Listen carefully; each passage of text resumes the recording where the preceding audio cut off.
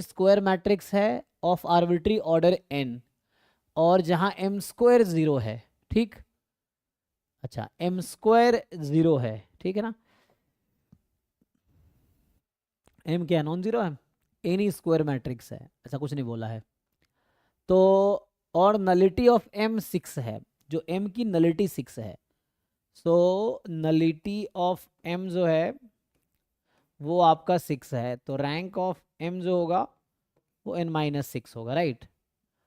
Okay, and m square 0 है, तो इससे क्या आइडिया मिल रहा है आपको, m स्क्वायर 0 है तो ये है एनिहिलेटिंग पॉलिनोमियल या इक्वेशन, है ना।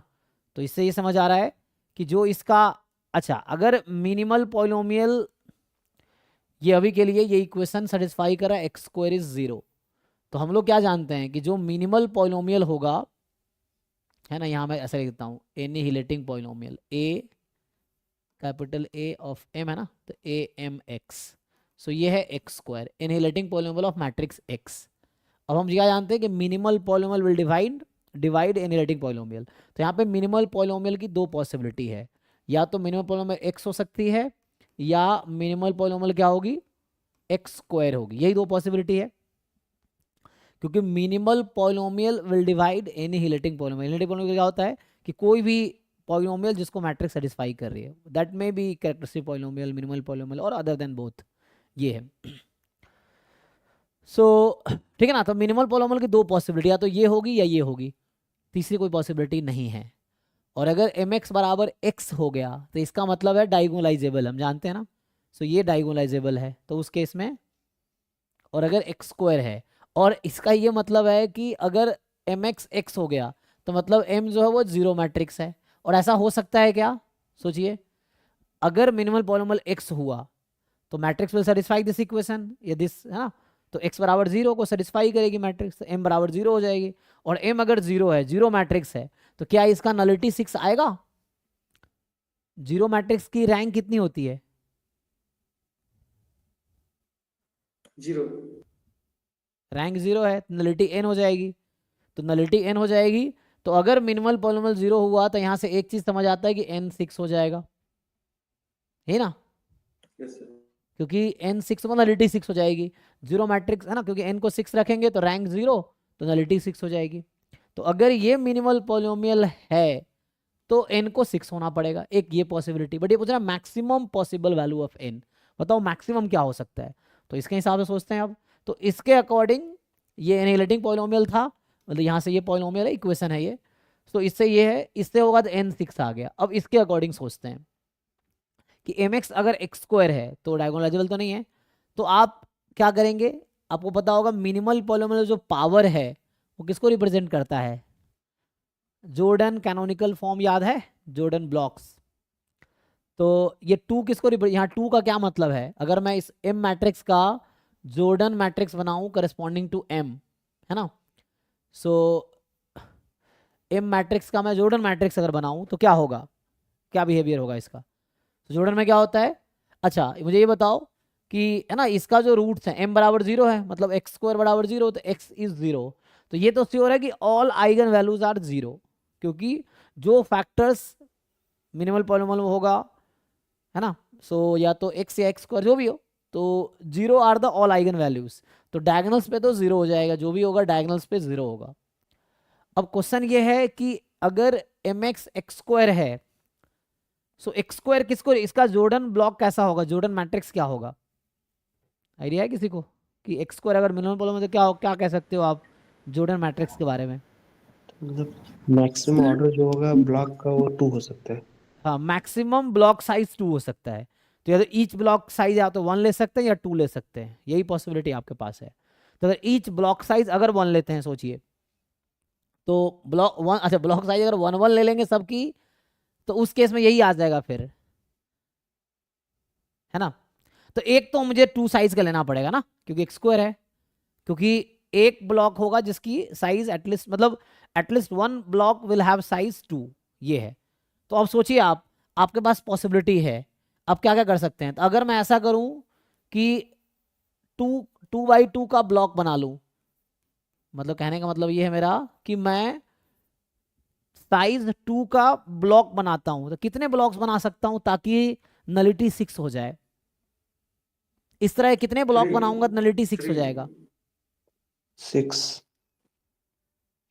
क्योंकि ईच वन जो है वो रैंक को रिप्रेजेंट कर रहा है ना? तो एक ब्लॉक ना रैंक में 1 कंट्रीब्यूट कर रहा है और नलिटी में 1 कंट्रीब्यूट कर रहा है, ईच ब्लॉक साइज 2 का। तो मैं अगर साइज 2 के 6 ब्लॉक बना लूं, है ना, इसके ऊपर जैसे यहाँ होगा, क्या होता है, डायगोनल के ऊपर 1 होता है ना, इसमें ऐसा आता है। सो इस तरह बनाएंगे तो क्या होगा? सो क्या बनेगा, मैं बोल रहा हूँ कि 2 2 का हम बना लेते हैं। सर 2 1 का कॉम्बिनेशन भी बन सकता है ना? बनाइए 2 1, वही तो सोचना है कि एक एटलीस्ट 1 ब्लॉक का साइज 2 होगा। आपके पास नोटबुक पेन होगा, बनाइए जो भी समझ आ रहा है। कम से कम एक ब्लॉक साइज 2 का होगा। सारे ब्लॉक साइज 2 का हो सकता है, सारे ब्लॉक साइज 1 का नहीं हो सकता, वरना ये बन जाएगा, तो वो फिर n 6 हो जाएगा उसके लिए। तो हमें यही सोचना है कि n की लार्जेस्ट वैल्यू क्या हो सकती है। तो मैं ये सोच रहा हूँ कि 2 2 साइज का ब्लॉक बना लेते हैं। तो 2 2 साइज का ब्लॉक बना लेंगे तो उससे क्या होगा, 6 ब्लॉक अगर मैं बनाऊंगा, 0 0 0 चल रहा होगा यहाँ पे, 1 ले लिया, तो 6 ब्लॉक्स बना लिए साइज 2 के। तो ईच ब्लॉक में क्या है ना, first row non zero, second row zero है, first row non zero, second row zero है। तो कहने का मतलब रैंक 1 2 6, फिर नलिटी 1 2 6। तो ये मैट्रिक्स किस ऑर्डर का हो जाएगा, 12 क्रॉस 12 का उस केस में। फिर बाकी आप केस सोचिए, आपको ध्यान रखना है कि नलिटी 6 होनी चाहिए, ये चीज है। अब मैं थोड़ा और सोचूं कि मुझे क्या रखना है, एक ब्लॉक में सिंगल बना लूं, है ना, तो क्या होगा,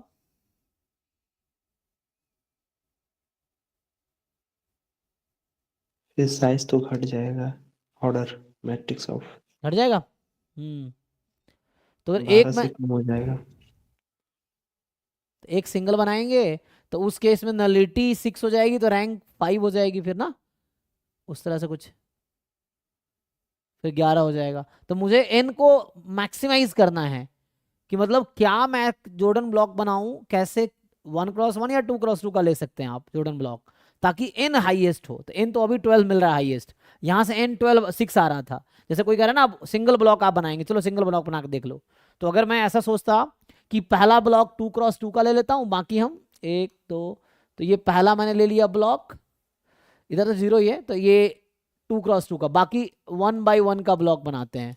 तो इसमें दिक्कत ये होगा, तो इसमें क्या होगा, रैंक 1 आएगी, नलिटी 6, तो ये 7 क्रॉस 7 का हो जाएगा फिर, क्योंकि हमें नलिटी 6 को मेंटेन करना है। और 0 रो नलिटी को कंट्रीब्यूट करेगा, नॉन 0 रो रैंक को कंट्रीब्यूट करेगा, rank plus nullity number of columns, और वो कॉलम यहाँ इक्वल है। अब सोचो खुद से। तो मतलब ये लार्जेस्ट पॉसिबल सिचुएशन है कि मैक्सिमम ऑर्डर 12 हो सकता है, जिसमें 6 रोज नॉन जीरो हैं, तो रैंक 6 बना रहा है, और 6 कॉलम्स या 6 रोज इनमें 0 रो हैं, तो टोटल नंबर ऑफ रो 12 है, तो रैंक 6 है, नलिटी भी 6 है। तो हमें रैंक से बहुत ज़्यादा मतलब हमें नलिटी 6 मेंटेन करना है। क्योंकि जॉर्डन ब्लॉक आप या तो 1 क्रॉस 1 का बना सकते हैं, 2 क्रॉस 2 का। अब ब्लॉक का डेफिनेशन होता है कि डायगोनल का ऊपर वाला एंट्री 1 होगा, ये ब्लॉक का डेफिनेशन है कि जो जॉर्डन ब्लॉक बनाएंगे तो डायगोनल्स पे आइगन वैल्यूज होंगी, और डायगोनल्स के जस्ट ऊपर वाला एंट्री आपका ईच ब्लॉक में 1 होगा, ब्लॉक में, है ना।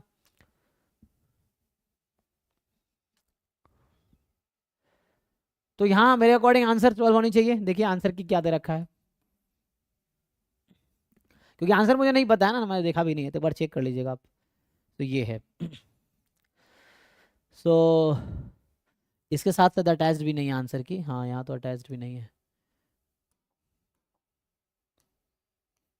देखना पड़ेगा इसमें आंसर की है। यस 12 है। ठीक है ना, तो आंसर, अच्छा इसमें आंसर की है, ओह फिर तो ठीक है। तो अब हम लोग 21 कर रहे थे, 2 कर रहे थे ना, 12 है, ठीक है। तो 21 22, ठीक है। अब आते हैं 23 में, ये कह रहा है कि